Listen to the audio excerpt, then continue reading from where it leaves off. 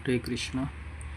तो आज से हम एक वैदिक कॉस्मोलॉजी जो भागवतम के 5वें स्कंद में इस विषय को शुकदेव गोस्वामी प्रस्तुत करते हैं ताकि हमको भगवान की जो रचना है भौतिक प्रकृति के माध्यम से, जिन्होंने ब्रह्मांड की रचना की है,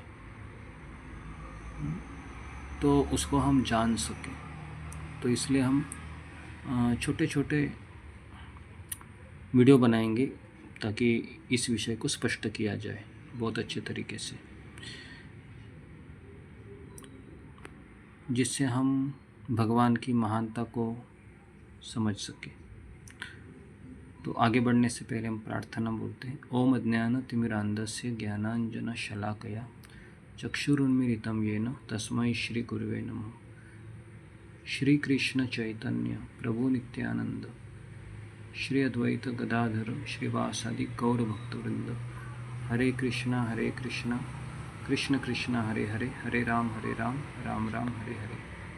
तो 5वें स्कंद में राजा परीक्षित शुकदेव गोस्वामी से प्रश्न पूछते हैं कि मुझे भूमंडल में राजा प्रियव्रत के रथ के पहियों द्वारा बनाई गई 7 खाइयों से 7 समुंदर जो निर्मित हुए हैं और जिनसे 7 द्वीप प्रकट हुए हैं, इस विषय के बारे में मुझे जानना है।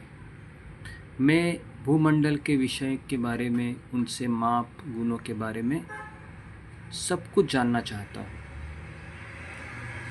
शुकदेव गोस्वामी उत्तर देते हैं, हे राजा परीक्षित, हे राजन, परमेश्वर की भौतिक शक्ति के विस्तार की कोई सीमा नहीं है। यह भौतिक जगत भौतिक गुणों का ही रूपांतरण है। फिर भी कोई भी इसे पूरी तरह से समझा नहीं सकता, यहाँ तक कि ब्रह्मा के जीवन काल में भी नहीं। अतः मैं सामान्य वर्णन देकर भूलोक के विषय, लक्षण, नाम और आयाम के बारे में बताऊंगा। तो इस तरह से शुकदेव गोस्वामी राजा परीक्षित को कहते हैं। तो अभी सबसे महत्वपूर्ण है कि हमारा आध्यात्मिक उद्देश्य क्या होना चाहिए इस चीज़ को पढ़ने के लिए। पहला उद्देश्य है कि हमें उनकी यानी भगवान की प्राथमिक संलग्नता दिखाने के लिए।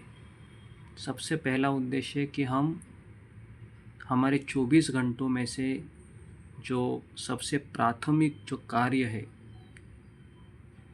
जो भगवान का जाप करना या भगवान के बारे में सुनना, उसको हम प्रथम संलग्नता के रूप में पहचाने। अवलोकन है कि विभिन्न भौगोलिक स्थानों का हमको दृष्टांत प्राप्त होगा हमारा, और सबसे सराहना, तो मनोभाव हमारा क्या होना चाहिए कि हमारा सराहना बढ़े, भगवान की तरफ हमारा और भाव बढ़े कि मेरे भगवान, मेरे कृष्ण कितने महान हैं। और चौथा है आध्यात्मिक उद्देश्य ये होना चाहिए कि हम भगवान के साथ हमारा संबंध और दृढ़ हो।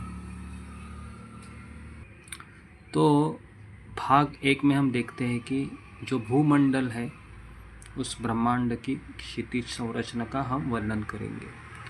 तो यहाँ पर आप देख रहे हो कि सफ़ेद कलर का कमल है, उसके नीचे हरे कलर का कमल का पत्ता है और उसके नीचे है पानी है। तो ये पूरा ब्रह्मांड 3 चीज़ों से विभाजित किया जाता है। नंबर 1 जो कमल का पत्ता है जिसको हम भूमंडल कहते हैं। नंबर 2 कमल का पत्ता और जो फूल है उसके बीच जो डंडी दिखाई दे रही है, ये डंडी में ही 14 लोग उपस्थित है, ब्रह्मलोक से लेके पाताल लोक तक। ये दूसरा भाग। और तीसरा है इस कमल का फूल, जिससे ब्रह्मांड का वो सर्वोच्च विषय है जिसमें ब्रह्मा जी का जन्म होता है। तो दिखने में ये इस तरह से दिखेगा आपको अगर मैं उसको सर्कल करूँ तो देखिए किस तरह से ये ब्रह्मांड आपके सामने दिख रहा है। सबसे नीचे है गर्भोदक सागर है, उसके ऊपर वो जो कमल का पत्ता जो मैंने आपको दिखाया था जिसको भूमंडला कहा जाता है, उसके ऊपर जो दंडी दिखाई दे रही है हरे कलर की, वही है 14 लोग, वहाँ पर उपस्थित होते हैं। और सबसे ऊपर है कमल का फूल जहाँ ब्रह्मा जी रहते हैं। ठीक है, तो अगर आप नारियल को देखे होंगे, है ना, तो मैं यहाँ पर आपको एक नारियल का दृष्टांत देता हूँ।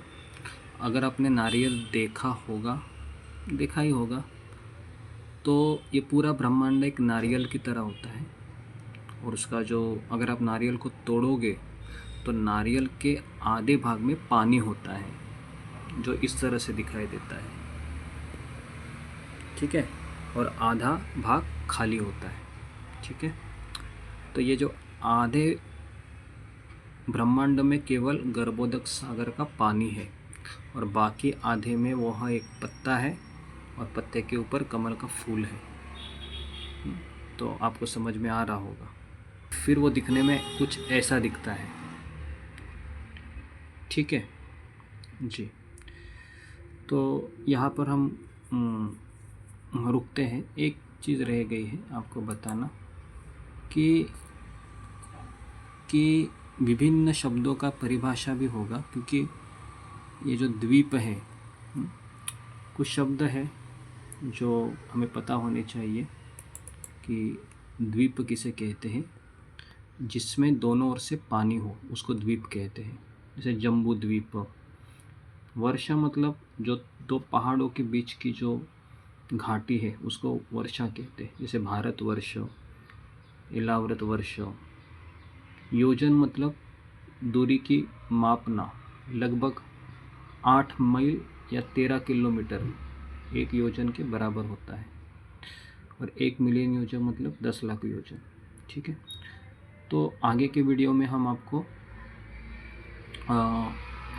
राजा प्रियव्रत किस तरह से इस ब्रह्मांड को 7 भागों में विभाजित करता है वह हम बताएंगे। तो यहाँ पर हम रुकते हैं। हरे कृष्णा। श्रील प्रभुपाद की जय।